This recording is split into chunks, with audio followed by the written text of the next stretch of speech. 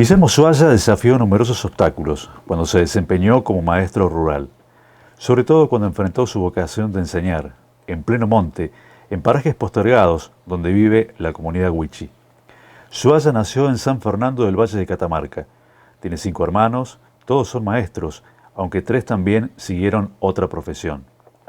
Inflan su orgullo sus 2 hijos, Anaí y Darío, nacidos en Orán, Salta, al igual que sus 6 nietos.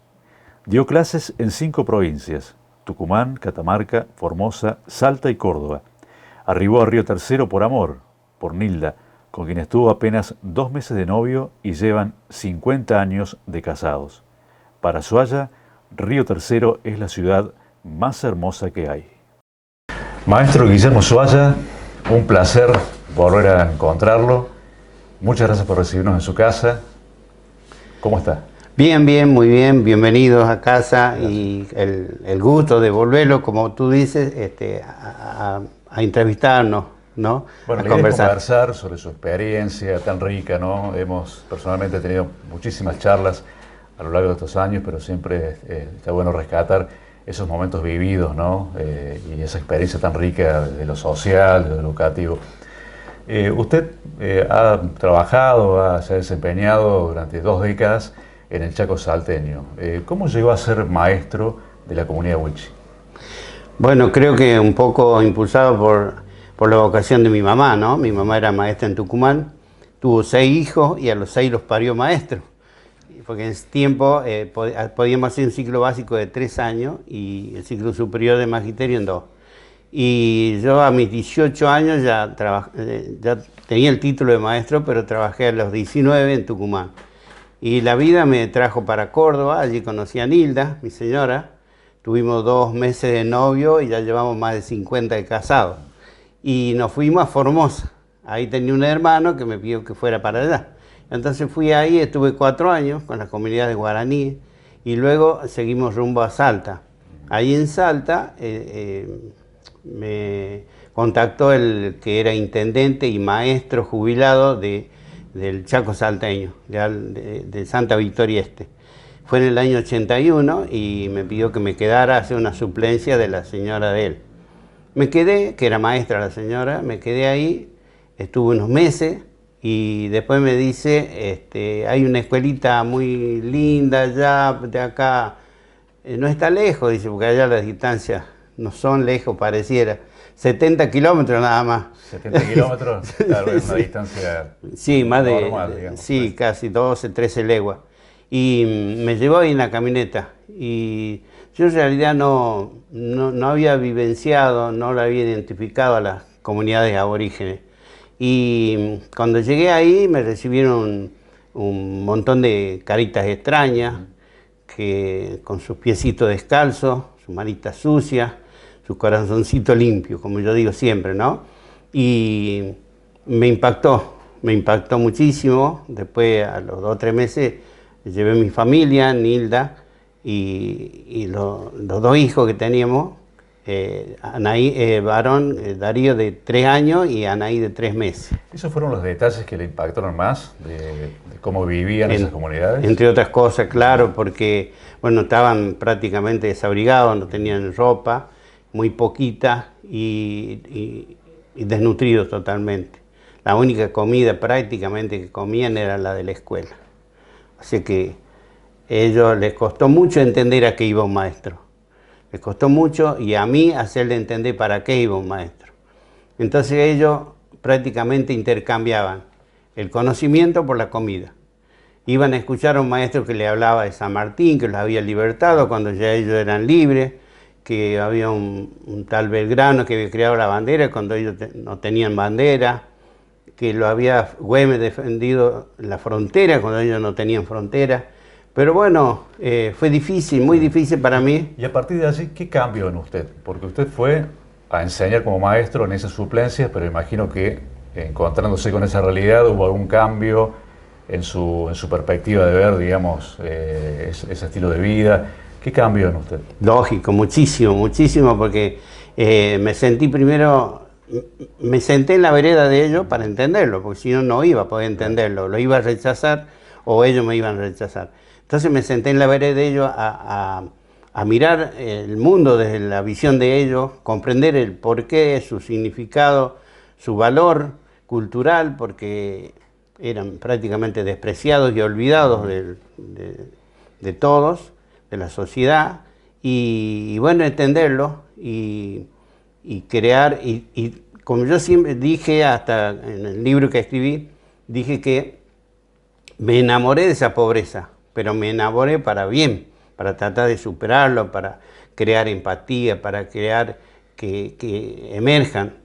Y luché muchísimo. Prácticamente mi vida, los 23 años que tuve con ellos, se divide en 3 partes. La primera fue de total dramatismo, tomábamos agua de una laguna, todo el mundo tomaba agua de esa laguna. O sea, estaba todo por resolverse. No había problemas sin resolverse. Es decir, patinar en lo mismo, porque resolverse no se iba a resolver nada, porque no había quien lo vea. O sea, no estaba la presencia del Estado. Nada, cero. Entonces, ¿cuándo intervino el Estado? Después de esos 10 años que me costó muchísimo hacerle entender para que yo maestro, tratar en mi casa yo todas las mañanas a las 5 de la mañana me levantaba a sacar agua de esa laguna que no estaba tan entreverada, y la ponía en un lugar, en un recipiente de 400 litros, la decantaba, la echaba cloro y la colaba en tinajas de barro, en un lienzo. Ahí recién tomábamos nosotros, pero la comunidad tomaba esas precauciones, no tenían cómo comprar. Entonces sobrevivía el que creaba anticuerpos y muchos chiquitos morían. ¿Por qué digo hasta 10 años? Porque en el año 92 vino el cólera y increíblemente, irónicamente, yo digo gracias al cólera, se mejoró la calidad de vida, porque se encontró que había gente que merecía otra perspectiva, otro mejoramiento.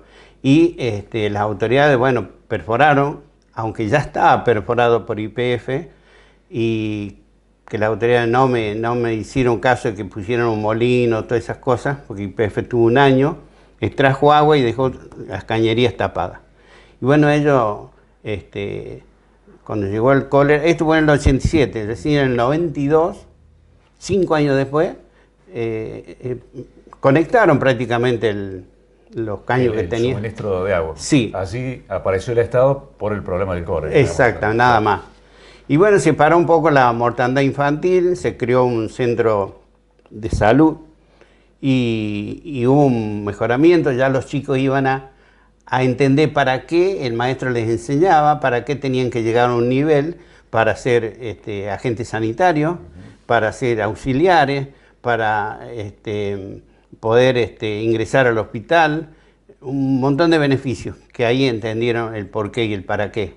Y bueno, y ahí cambió bastante, cambió muchísimo, y el otro segmento que vamos a decir de los otros 10 años fue hasta el año 2000, 2001, que teníamos una escuela de rancho que se caían todos los años porque eran de adobe. Entonces la lluvia los lavaba, porque son muy fuertes las lluvias allá. Lavaba el adobe y teníamos que armar como un arbolito de Navidad todos los años en la escuela. Entonces ellos quisieron que, como en ese tiempo estaba la erradicación de escuelas rancho, pero era de una aula. No sé, yo ya tenía, cuando entré había 100 alumnos, y ya cuando me estaba por venir había 250. Entonces ya era muchísimo. Claro. Entonces yo necesitaba por lo menos 5 aulas. Como el Estado no nos llegaba, no se hacía presente, yo tuve que ir a la capital de Salta, para colmo, de mi escuelita hasta la ruta había 200 kilómetros de barro, de tierra. De ahí 400 más hasta la capital, o sea 600 kilómetros de mi escuelita hasta la capital para ver las autoridades y plantearle todo esto. Por supuesto que costeado por mí mismo. Y 2 veces fui porque el Consejo de Aborígenes habían decidido no mandar los chicos a la escuela. Y en ese lapso que pasó como 2 meses, fui 2 veces hasta Salta. Y no había forma de que entendieran el porqué o que fueran. Entonces ya la tercera y vencida fue hacer la huelga de hambre que se llevó a cabo en el 2001. Bueno, la huelga de hambre significó un acontecimiento de protesta muy, muy importante, muy impactante, no solamente a nivel territorial, sino a nivel país. ¿Cómo la vivió? ¿Cómo se desarrolló? Fue impresionante porque fue impactante también porque yo ya tenía como 10 maestros que trabajaban en mi escuela y ellos estaban más preocupados que yo prácticamente, ¿no? Yo manteniendo mi calma todas las noches, pensaba muchísimo de qué manera se podía resolver esto. Y una mañana me desperté, me levanté y dije, voy a hacer una huelga de hambre. Fui y le comenté a mis colegas y bueno, se opusieron, ¿no? Que un montón de pero que podía traer consecuencias y a mí ya no me importaba esa altura del partido. O sea, ya había agotado todas las instancias, Sí. de reclamo, de pedidos, Sí. y no quedaba Sí. otro camino. Otro camino. Entonces hablé con la comunidad. La comunidad aborigen es tan espectacular, tan impactante su unión, su decisión, que ellos me dijeron, espera maestro hasta mañana, y ahí te vamos a contestar. Al otro día apareció el bilingüe, porque ya teníamos un auxiliar bilingüe, que era el nexo entre la comunidad, nexo intercultural entre la comunidad, el docente y la familia. Entonces me dice, mira maestro, ya hemos resuelto. Vos vas a hacer huelga de hambre con el cacique, un muchacho que cuando yo llegué egresaba, de 6º grado. Y dice, yo voy a hablar, porque yo sé expresarme un poco mejor. Y nos van a ir acompañando 5 más. Ahí se habían contactado con un periodista de Salta, que ya tenían alguna conexión, y emprendimos el viaje a Salta. Y cuando llegamos allá, este periodista tenía contacto con una abogada, hicimos una nota hacia el juez, y al otro día nos presentamos en la plaza 9 de julio, ahí en Salta, frente a la catedral. Y yo llevé a mi guardapolvo blanco, bordado por una niña en el bolsillo, un ribete celeste y blanco, y mi nombre y el nombre de la escuela. Bueno, cuando llegamos ahí, fue impactante porque quien tenía que defendernos, que era el secretario gremial, no quería que hagamos huelga de hambre. No hagan, mirá Guillermo, yo llamo acá, viene el gobernador, el ministro, dice, solución. No, le digo, si ya vine 3 veces, esta es la tercera. No se remedió nada, le digo, cualquier diálogo Sí, va a ser... Ya estaba cortado el diálogo y había Sí. que tomar acciones, Sí. digamos, directamente. Exacto, le digo, en la plaza, vamos a la plaza. En la plaza. Y así que ahí desplegamos unas pancartas de cómo estaba la escuela y apareció al otro día, después un lunes comenzamos eso, fue el lunes de Semana Santa. Apareció el ministro de Educación y el ministro de Gobierno para dialogar. Entonces, ahí yo quería que vamos al ministerio, que estaba a 5 kilómetros en una loma que hay allá que se llama Granbur, en Salta. Y estaba el gobernador Juan Carlos Romero. Entonces este muchacho que se llama Julio Díaz, que era el bilingüe, le dice, no vamos a ir allá. Vengan acá, dice, a un bar y ahí hablamos. Entonces bajaron a los ministros y después vinieron a decir, no se remedió nada, Guillermo, seguimos con la huelga de hambre. Bueno, le digo, mañana seguramente vamos a mejorar. Digo, yo decía, lunes, martes, miércoles se arregla todo. No se arregló nada y siguió jueves, viernes, sábado, domingo y el lunes y el martes recién, como si fueran grandes religiosos los políticos, recién pudieron ir a ver si era cierto todo lo que yo decía y a ver por qué era todo esto. Trajeron fotos, filmaciones, comentarios de la comunidad y bueno, ahí recién reaccionó el gobernador. Claro. Y llamó a los legisladores de la zona. ¿Y allí hubo un principio de solución o, Sí, o una sí. promesa inconclusa? No, sí, ahí se hizo un acta de compromiso. Ajá. Hasta que se firmó el acta de compromiso y nosotros vimos eso, entonces sí dijimos vamos a levantar la huelga de hambre. ¿Y la huelga de hambre cuántos días duró? 9. 9 días. 9 días sin probar nada, solamente agua. ¿Y cuál fue la sensación personal que usted sintió? ¿Tuvo consecuencias físicas? ¿Qué No, pasó? no, sería tanta la adrenalina que tenía o la emoción o las ganas de superar todo que no sentí nada, no sentía nada. Y mi señora y mi hija, que ya estaban acá en Córdoba, estaba haciendo el secundario, viajaron a verme. Un miércoles, jueves, por ahí llegaron ellos. Y fue muy triste porque yo me sentí muy desolado, muy solo, porque políticamente era mala palabra. Religiosamente, con Semana Santa, teniéndolo ahí al obispo, que yo lo conocía, le mandé una nota, me contestó que ya sabía del tema, nada más. Después los colegas, los compañeros pasaban y parecía que tenían, no sé, tenían miedo, me saludaban nomás. Soyita, estoy con vos, pasaban de largo.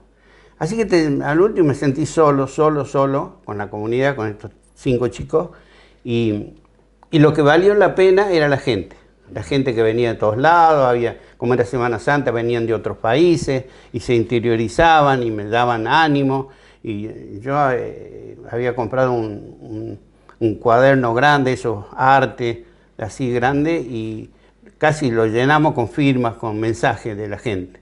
Eso fue lo importante. Y te dejaban plata y con eso nosotros compramos los diarios del lugar, hacíamos ¿cómo se llama? Fotocopia y un montón de cosas que... Sí, los gastos propios, digamos. Exacto, y también para los chicos, comprar agua y todas esas cosas. Aunque hubo gente que nos llevaba. Y el secretario gremial lo único que hizo fue abrir un comedor para los que nos acompañaban. Pero fue increíble la compenetración de estos chicos que no comían casi. Que le abrieron un comedor, que te cuento cómo era la vida de ellos allá, prácticamente sin comida. Sería que estaban tan ansiosos, compenetrados con el tema, que iban al comedor y enseguida estaban de vuelta. Muy impactado. Hacemos una pausa, maestro, Bueno. Y seguimos conversando.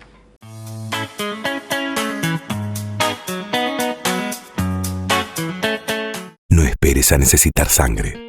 Protegé lo que más querés. Protegé a tu familia.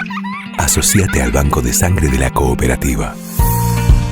Más de 29 años de trayectoria, trabajando con profesionales capacitados y procedimientos de confianza, garantizan la tranquilidad y el servicio de calidad que tu familia necesita.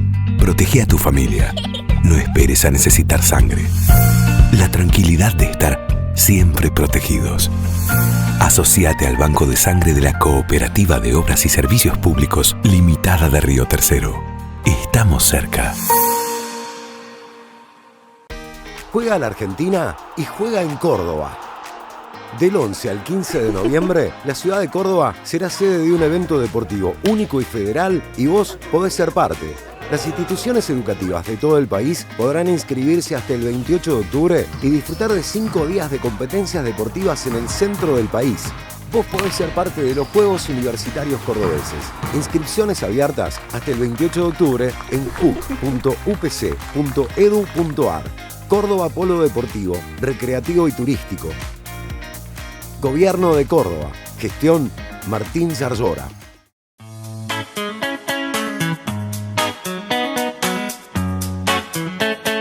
Bueno, maestro, cada rincón de su casa, lo observamos, tiene alguna impronta especial de su experiencia de vida en esa comunidad. ¿Qué podemos observar aquí? Bueno, esto es pura artesanía aborigen. Esto es producto de la elaboración del cháguar. El cháguar es una planta parecida a la aloe vera, pero más alta y dentada también, con espina. Es un sacrificio muy grande que hacen las aborígenes, las mujeres las que se dedican a esto. Van al monte, caminan 3, 4 kilómetros, 5, hasta encontrar esa planta. Allá le sacan la parte carnosa y la traen en sus espaldas, en un bolsón grande, el mismo tejido, ¿no? Sobre la frente, y va atrás. Y resulta que llegan a la casa y a la noche siempre escuchaba yo el golpeteo, y era que lo machacan al cháguar, que viene en estado puro, o sea, verde. Y de ahí ellos lo deshilachan, lo dejan secar al sol, como 5 días más o menos. Una vez que está bien seco, ellos lo hilan y lo preparan con colores que ellos mismos extraen de otras plantas, de raíces o de hojas de otras plantas, y le dan ese tinte tan natural. Después de eso lo hilan en la pierna, en el muslo, y lo van hilando de acuerdo al grosor de las artesanías que ellos quieran hacer. Esto, por ejemplo, o esto, claro, que es más finito. Ahí está el bien pequeño, el hilo que quieren realizar. Y este es el color puro. Ese es el color original. Original, claro, exactamente, bien, sí. Bueno, se me ha intercalado un pañuelo, sí, que me regaló un sobrino que baila folclore acá.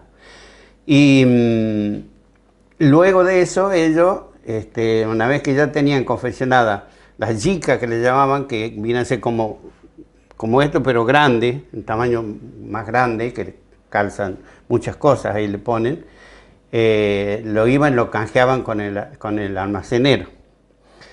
El almacenero, en esa época, que no había prácticamente un contacto con la gente de afuera de la ciudad, se lo canjeaba por mercadería, al valor que él quería, cuando esto vale muchísimo. Y vos lo ves ahora acá en lugares como embalses o lugares turísticos que lo venden 15 o 20 veces más de lo que le costó. El precio lo ponía el almacenero. Lo canjeaba por mercadería. Por justicia, digamos. Sí, sí, y había esas balanzas con pesas antes, claro, que a veces te pesaban con mano y todo. Claro. Entonces venía la desventaja para el aborigen. ¿Y esto qué tiempo de elaboración lleva? Y más o menos con buen tiempo, porque tiene que tener un secado también, y prácticamente 10, 12 días más o menos para que esté listo para poder hilarlo. ¿Y lo confecciona una sola persona? Y lo confeccionan las mujeres, claro, son las que se dedican a eso.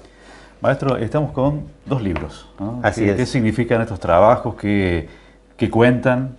¿Qué nos puede decir de ambos? Te digo, cuando yo llegué acá, soñaba mucho, me pasaba mucho tiempo soñando y soñando con la comunidad, con la gente. Entonces le dije un día a mi señora, tengo que escribir, no puedo más, tengo que escribir.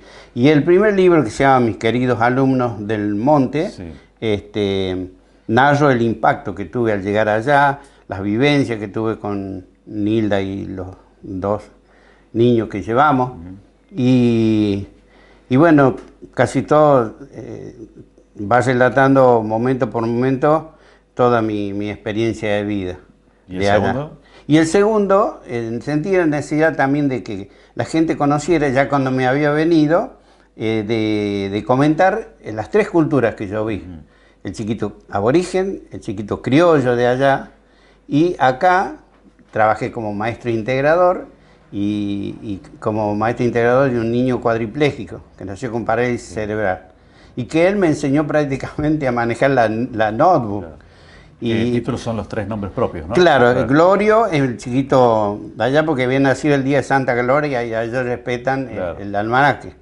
Glorio, Hueto, que es el chiquito aborigen, y Vladimir, que es el chiquito Vladi. Y bueno, son libritos muy útiles, muy interesantes. Yo fui a la escuela a dar charlas y les pedía que se queden con un libro para que les sirva un montón de cosas, porque ahí hablo la parte social, la flora, la fauna, la geografía, el medio de vida. Hay un montón de cosas acá dentro de esto que es muy valorable.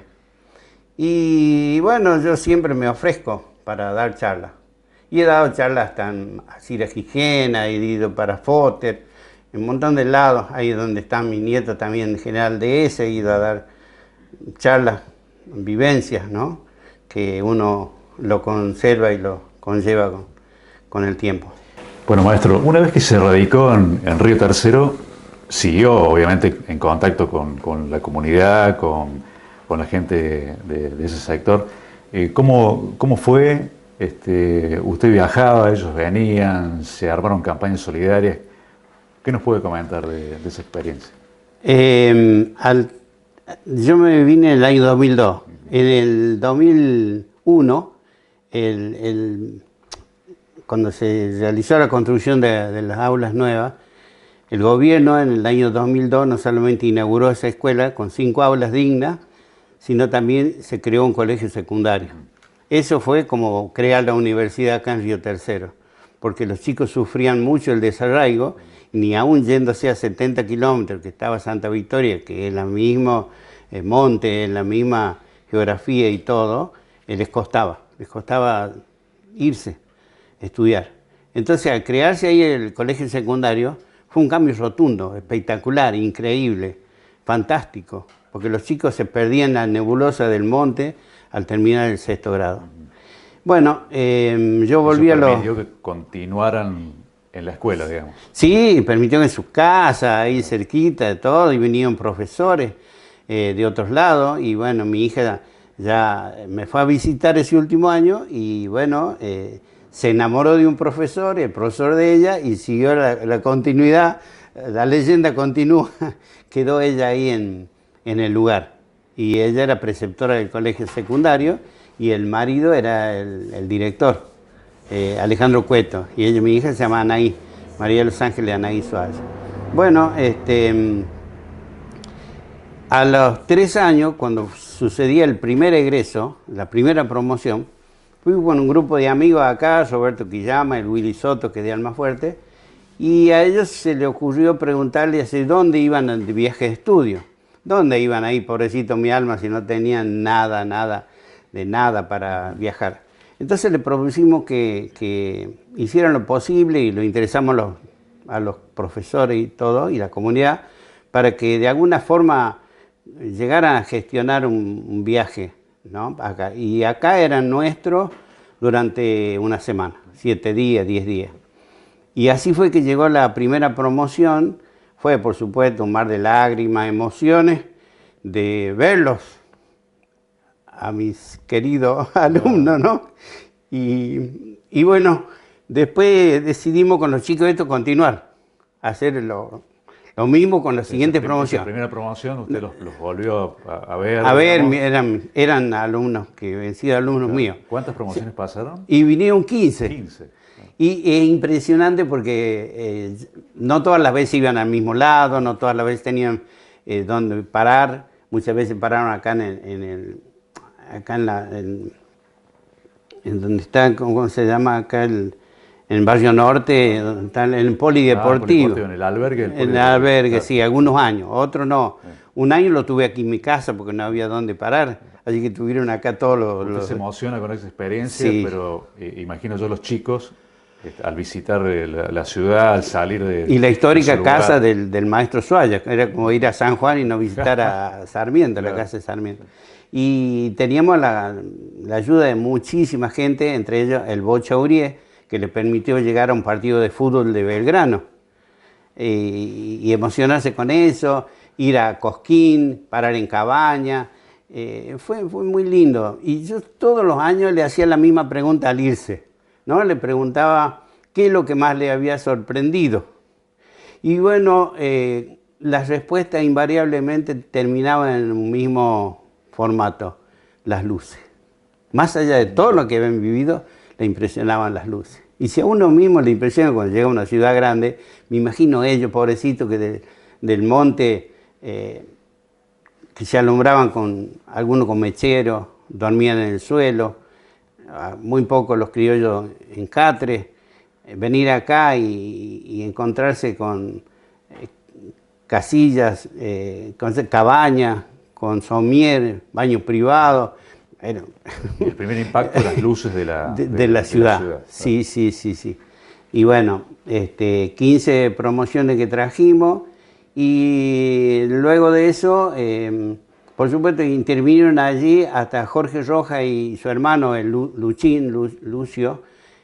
No sé si les conté que Jorge Rojas en el año 1981 fue, entre 50 niños, fue mi alumno cuando tenía 8 o 9 años. ¿Quién iba a imaginar semejante destino? y él siempre se acuerda de su maestro. Bueno, el hecho es que después de eso la trasladaron a mi yerno y a mi hija a la ciudad de Salta. Y ahí prácticamente se terminó la continuidad de la avenida de los chicos, acá a Río Tercero, ¿no? Que era su Bariloche. Sí, su viaje de egresado. De egresado, era acá. Sí, 15 promociones, muy lindo. Y hasta hoy me lo reconocen como porque allá llegó un ángel de la guarda también de Pinamar, creo que era una señora, una ingeniera, y el marido también, y colocaron una antena satelital que permitía internet. Y hasta el día de hoy, todos los días me entero hasta el tiempo, cómo está, lo que me extrañan, lo que me piden que vuelva, que quieren que regrese. Y muchos se acuerdan de su venida a Río Tercero y sus alrededores.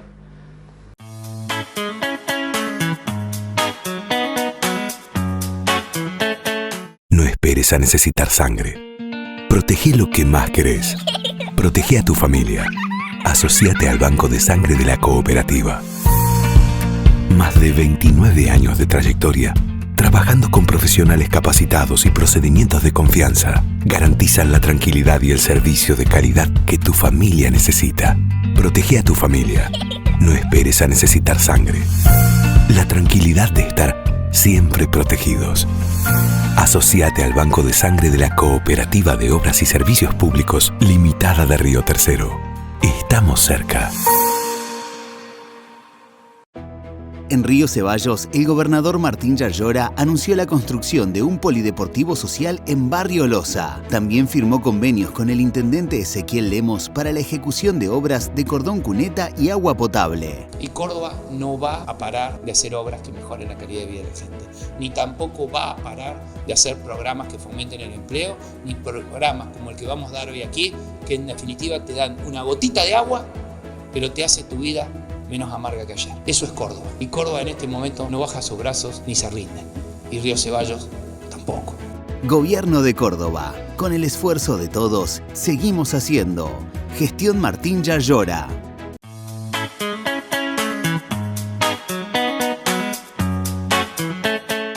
Maestro, tiene en sus manos un objeto, un cuadro muy particular, muy especial para usted. ¿De qué se trata?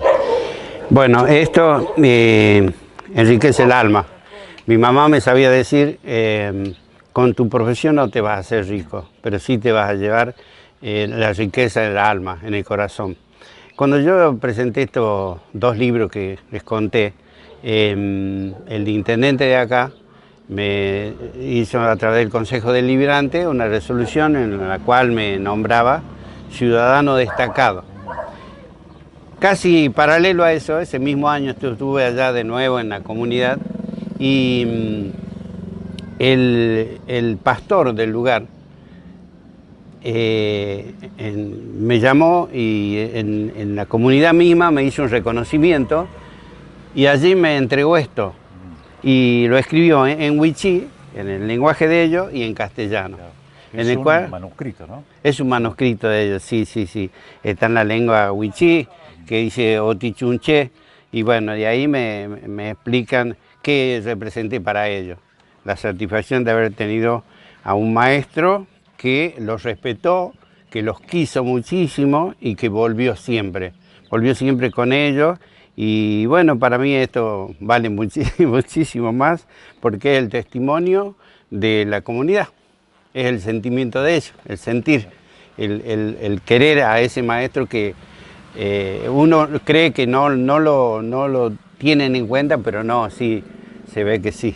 Así que eso representa... O sea, estas palabras resumen de alguna forma el sentimiento de la comunidad con usted, con su labor, con su tarea.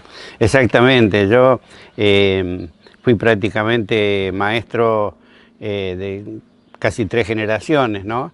Y bueno, ellos son muy poco expresivos, pero el sentimiento lo llevan. Son muy calladitos, muy poco, son parcos prácticamente para hablar, pero dicen mucho. Respetan muchísimo la palabra, La palabra para ellos es sensacional.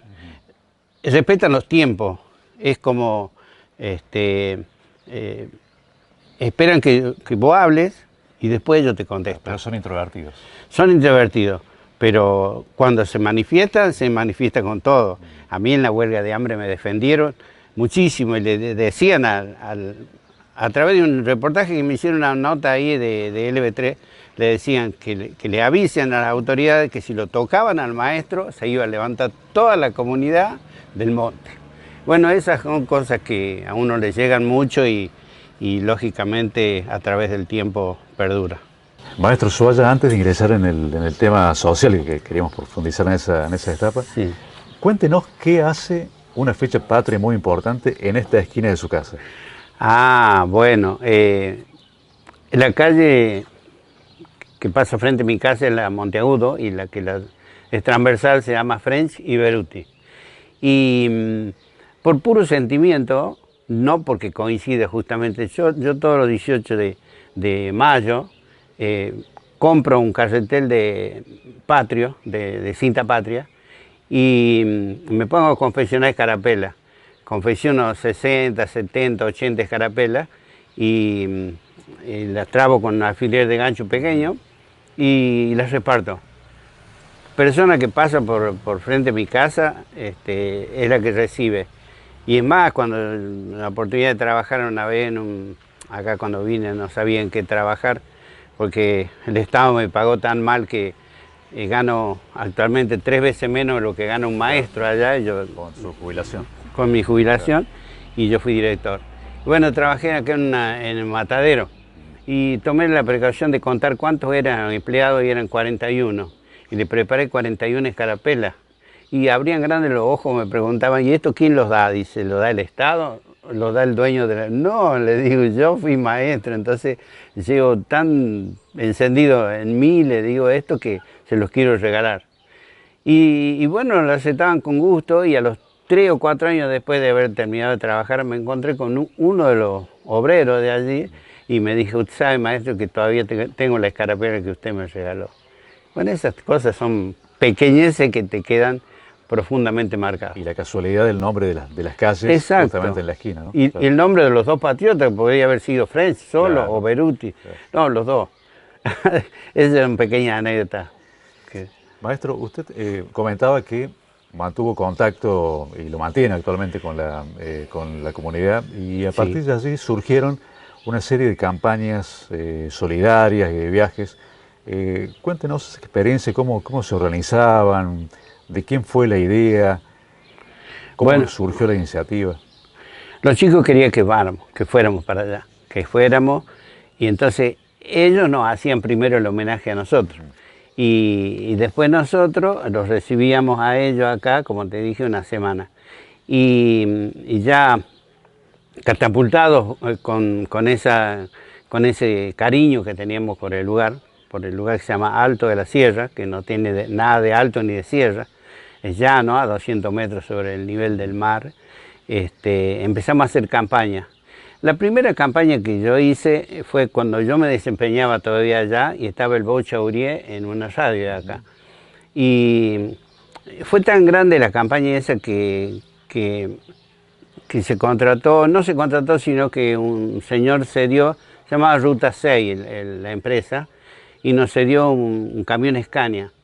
Llegó pero tantas cosas inimaginables, que mi escuela era tan pobre que no tenía dónde recibirla prácticamente. O sea, imagino que transportaron de todo. Digamos. De todo, desde bicicletas, llevaban tarros de pintura, un pizarrón, hasta el señor que está acá por la avenida Sao y se llama Santoro, les donó una motito para mí, para que obsequio. Y me estaba simpático porque los chicos ya se quedaban en la escuela y querían que lo transporte hasta la casa, después que terminaban la actividad de la escuela. Y lo hacían con gusto, total, no me costaba nada. Mi casa estaba a 100 metros y la de ellos a veces hasta 2 kilómetros.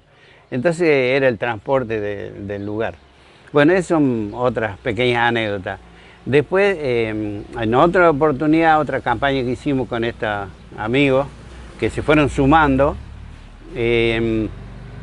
conseguimos que el juez nos autorizara a retirar lo que para ellos era un vehículo como una moto acá, porque ellos no tenían, pobrecitos, en qué trasladarse, sobre todo los chicos criollos que venían de distintos parajes, ¿no? Una vez vi a cuatro niños en una sola bici. Entonces yo también me propuse a tratar de mejorar, de llevarle algo. Y llevamos 50 bicicletas que después nos dieron 20 más para que sirva de repuesto. Claro. No sabés la alegría, la satisfacción, las caritas de ellos, recibir ese obsequio impensado, ¿no? Y anécdotas como esa tengo muchísimas. Recuerdo ¿Cómo era la participación de los riotercerenses? Se empezaron a sumar, digamos, con aportes para esa campaña. La gente es muy solidaria, ¿no? Sí. Y inclusive acompañado con viajes. Espectacular. Al lugar. Espectacular. Tendría que estar otra tarde para contarte la forma en que la gente se portó. Allá había un chiquito que tenía el mismo problema de este chiquito cuando yo vine acá, de Vladimir, que era cuadripléjico, ¿no? Nació con parálisis cerebral. Ese chiquito apenas podía pararse, pero se paraba, al revés de Vladi, que andaba en una silla de ruedas. Aquel puro pararse, pero como no había mucho medio de salud, como que tiene especialistas, muy poco lo que podía expresarse al hablar. En cambio Vladimir sí, porque aquí había especialistas. Bueno, este chiquito cuando me vio que yo llevaba bicicleta me pidió una. Y él apenas que podía enderezarse, le digo, no padre, le digo, no te voy a dar una bicicleta. El año que viene te prometo que traigo un triciclo. Apenas dije eso, hubo un señor acá que se llama Ubio Piacentini, dice, yo le fabrico, dijo. Pero como era tan poco el tiempo para llegar hasta allá, él le compró un triciclo. Y empezó a andar en el triciclo, fortaleció sus piernitas, le encanta la música del monte y hoy baila en los festivales que hace el Chaqueño Palavecino o que hace Jorge Rojas, él baila ahí y le han puesto el bailarín del monte y le hicieron hasta una chacarera. Y todo gracias a ese triciclo. Y sí, exactamente, gracias a eso, gracias a que él pudo, ¿cómo se llama?, reforzar su endeble cuerpito y sus piernas. Y en una oportunidad mi yerno, que era el director del colegio, lo trajo acá con los egresados. Y se juntaron con Vladimir. Así que tengo una foto por ahí que está Vladimir y Enrique, se llaman los de chiquitos, juntos. Fueron otra de las alegrías que te da la vida. Es decir, que las necesidades son integrales, no solamente de vestimenta, de comida, de medicamentos, claro, sino de otro tipo de elementos. Sí, la comida. Que hacen a la vida, a la educación. Exacto, la comida, bueno, es pasajero, es algo, como dice el dicho, es comida para hoy, hambre para mañana. Pero también se transporta a mercadería. También, ¿no? también, sí. Y yo les hacía, a los que iban de acá, les pedía que ellos un día le prepararan un chocolate. Ajá. Y se lo dieran en la mano. Y llevaban pan, y le llevaban chisito, y llevaban golosinas, y llevaban galletitas. Un montón de cosas les llevaban.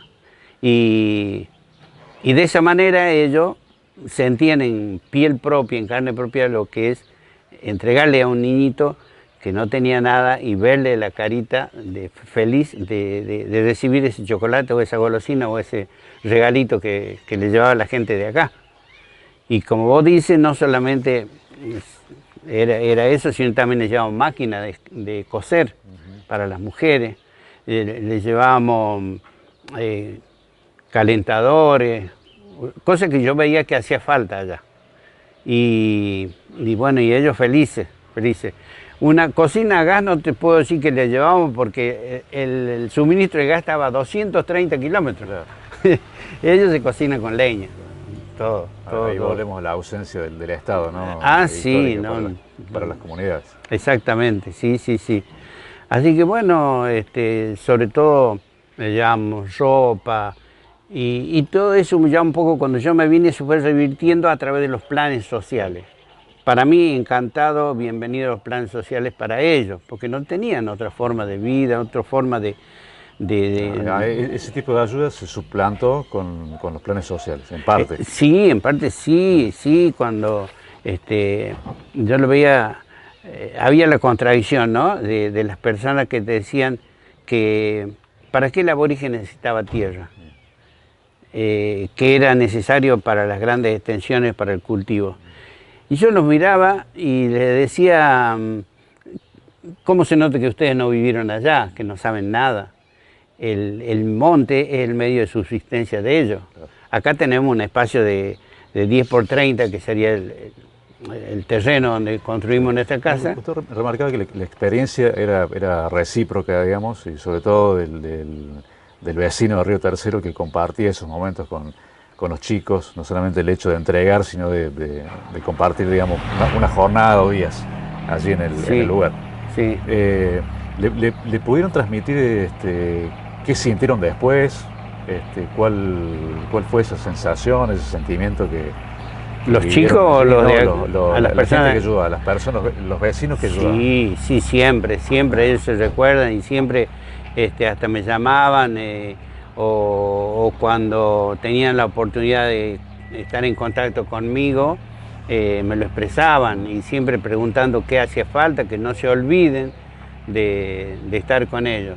Y la expresión más hermosa fue cuando pude plasmar en libro toda mi vivencia. La gente me pedía que le llevara los libros, y era increíble porque yo al principio no me quería desprender de mis libros, no quería ir a una biblioteca a que lo venda a una librería. Claro. ¿Por qué? Porque en la librería yo veía que era frío, nadie le iba a contar lo que yo viví, pero era necesario. Entonces yo de acá en mi casa lo vendía el libro y le contaba todo lo que decía el libro. La importancia de que el libro integre las bibliotecas de las escuelas, ¿no? Exacto. Y que se sepa, digamos, esa experiencia de vida. Exacto, sí, es muy interesante que los chicos, las comunidades escolares conozcan. Y bueno, me llamaron de distintas escuelas, distintos colegios, y hay una parte muy especial, te digo. Por ejemplo, yo integré a un chico en la Luis de Tejeda. ¿Y qué pasó en la Luis de Tejeda? Fue la primera vez que después el director lo felicitó, que 80 alumnos estuvieran en silencio, dice, 1 hora. Todo escuchando. Algo prácticamente imposible. Imposible en cualquier otra circunstancia, pero era tan atrapante la vivencia que... y contaba acá con un chico aborigen que se quedó acá a estudiar magisterio. Y ese chico se llamaba Delicio Vidal. Él quiso estudiar para maestro acá, pero bueno, topó con la cultura nuestra y no llegó a completar su estudio. Se volvió a su lugar de origen y hoy tengo la satisfacción de decir que él sí es maestro. Se transformó en maestro. Sí, él sí es bilingüe, maestro bilingüe.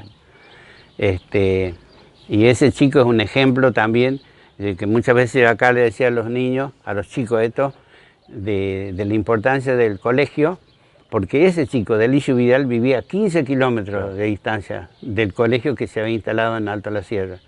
Y él se venía todos los días en bicicleta, los 15 kilómetros de ida y 15 kilómetros de vuelta, y era la noche.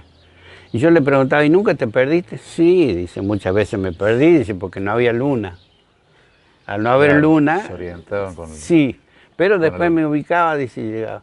Pero no faltó nunca, me dice mi yerno que en 3 años no faltó nunca. ¿Y ese es su legado? ¿Uno de sus legados? Sí, prácticamente sí, es totalmente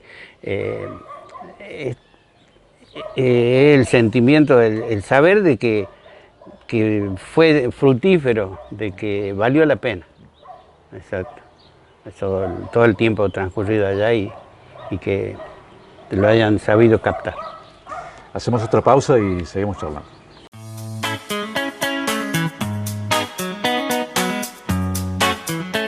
No esperes a necesitar sangre. Protegé lo que más querés. Protegé a tu familia. Asociate al Banco de Sangre de la Cooperativa.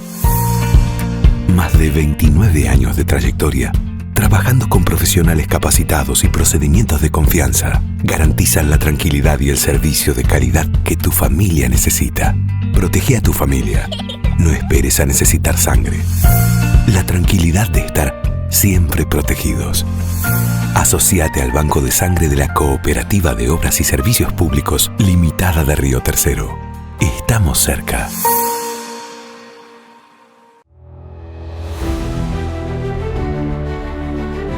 El camino es la unión. El camino es el trabajo. El camino es la inversión. Por eso no vamos a dejar de hacer caminos.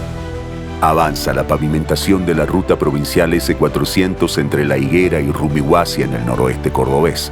De esta forma, garantizamos una vía segura de conexión para todos los habitantes de estas localidades y logramos más kilómetros de rutas asfaltadas. El camino es la unión. El camino es el trabajo. El camino es la inversión. Por eso no vamos a dejar de hacer caminos. Con la ruta provincial S400 seguimos en camino. Gobierno de la provincia de Córdoba. Seguimos haciendo. Gestión Martín Yarlora.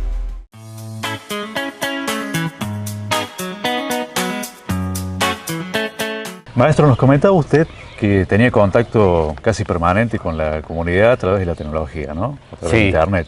Sí. Bueno, ¿cómo considera que se usa la tecnología actualmente en la educación? ¿Qué piensa de eso? Al comienzo allá me era muy difícil a mí explicarle todo lo que yo quería que ellos supieran. Ahora, para explicarle lo que era un molino me costó muchísimo hasta que encontré una figura, pero cómo hacer a través de la figura explicarle todo lo que significa un molino de agua o una montaña, por ejemplo, ¿no? Allá no hay, es todo llano. Y bueno, hasta que ellos cuando empezaron a venir para acá, se dieron cuenta que los cerros eran celestes, donde no entendían cómo vivía gente arriba de esos cerros. Y bueno, lo mismo les decía yo que ustedes viven allá en el llano. La comparación, el estilo de enseñanza difiere bastante, por supuesto. Acá es más tecnológico, allá era más rudimentario, aunque no menos espectacular. Los chicos salían con un conocimiento increíble. A mí me costaba muchísimo, sobre todo con el chiquito aborigen, no tanto con el criollito, pero con el chiquito aborigen. ¿Por qué? Pues estaba la variación idiomática, la barrera idiomática, porque ellos no entendían y yo no le entendía a ellos a veces, las expresiones de ellos, que muchas veces no sabían cómo expresarnos. Y te hago un relato cortito de una vez, tenía 25 alumnos en primer grado, y se paró uno y hablaba en el idioma y me dice, papeló es maestro, oul. Y yo lo miré, no sabía qué era. Y él me volvió a decir oul y se empezaron a salir todos, se fueron todos del grado, los 25 alumnos, y quedé solo. Y cuando pasó alguien por la ventana ya, lo llamé y le digo, mirá, se fueron. ¿Y qué pasó? Me dice. Y empezaron a decir oul. Ah, ya van a venir, me dice. ¿Pero qué quiere decir? Yo voy a orinar. Así que a todos se le ocurrió orinar en ese momento. Pero bueno, son cosas que con el tiempo la fui comprendiendo, ¿no? Y ahí mismo, en ese mismo instante, en ese OUL, te dicen que ellos son unidos, salieron todos. No como acá el desván de uno por uno y así. Al llegar acá yo trabajé como maestro integrador y veía las diferencias, sobre todo en la parte económica, ¿no? Yo trabajé en el Alexis Carrel, colegios privados, y donde veía la diferencia de los chicos, cómo muchas veces hasta desperdiciaban las golosinas, la tiraban al suelo, la pisaban. Entonces antes que ellos la pudieran estropear, yo la levantaba. Miraba lo que hacía yo, ¿no? La limpiaba y la comía, pensando en todos aquellos chicos que allá no tenían esa forma de poder llegar a arribar a esa golosina. Y acá bueno, el maestro acá tiene un profesor de lengua, de ciencia, de música, de educación física, un montón de cosas. En cambio nosotros éramos todos. Yo me acuerdo que aprendí muy poco la guitarra, cantaba más o menos, pero para ellos era mucho, porque yo nunca había escuchado a alguien que cante y toque la guitarra. Le enseñaba canciones patrias, canciones del lugar, canciones a la familia. a todo eso. Hasta yo mismo he compuesto mis tintas. Bueno, usted marcaba diferencias respecto del uso de la tecnología, de lo que es la educación en Río Tercero, en la comunidad, sí. Lo que usted cuidaba, digamos, del derroche de los chicos de la ciudad y lo que le faltaba a los chicos de la comunidad. Parece no ser igualitaria la educación, ¿no? Más allá de que se plantea como tal. Claro, más en los colegios privados sobre todo, no existe... Digo, comparándola con la ciudad, digamos, y la comunidad. Claro. La comunidad aborigen. Claro, allá era todo comunitario, hasta yo se prestaban hasta el último lapicito, la última goma. En cambio, acá el que no tenía se quedaba sin su útil, su material de trabajo. Por supuesto que acá está esto de la tecnología, esto del poder, esto del tener, esto de la fotocopia, todas esas cosas que allá no tenían cómo hacerlo. Hasta la plastilina, que yo allá le hacía hacer los chicos con barro, hacía hacer las vocales, por ejemplo las letras, le hacía hacer con... Íbamos a la laguna y directamente bajábamos a la laguna, que es una tierra gredosa y arcillosa, y le hacía que la realicen, la dibujen y la guarden. Y eso al secarse quedaba hermoso. Usando otro tipo de recursos. Exactamente, sí. Pero al fin y al cabo la educación tiene un mismo fin. El que el ser humano se supere. Y allá ha llegado, acá hay un chico aborigen que está en Pascana, está estudiando un profesorado, cerquita nomás. Y bueno, eso se logró un poco por la escuela, un poco por el colegio y muchos medios de ayuda como becas. Bien. Así que sí, difiere muchísimo, por supuesto, pero el fin es el mismo. Es el mismo. Sí. Maestro, ha sido muy amable, ha sido un placer conversar nuevamente con usted. Esperemos que no sea la última oportunidad, porque han quedado muchas vivencias, seguro, muchos temas pendientes. Así que, bueno, doble agradecimiento por habernos recibido en su casa. No, por favor, yo me voy a despedir con una frase que me enseñó este chico bilingüe que hace poco falleció.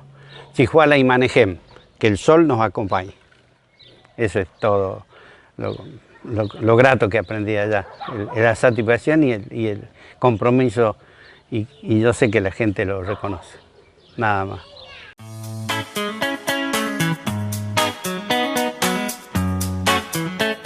No esperes a necesitar sangre. Protege lo que más querés. Protege a tu familia. Asociate al Banco de Sangre de la Cooperativa. Más de 29 años de trayectoria, trabajando con profesionales capacitados y procedimientos de confianza, garantizan la tranquilidad y el servicio de calidad que tu familia necesita. Protege a tu familia. No esperes a necesitar sangre. La tranquilidad de estar siempre protegidos.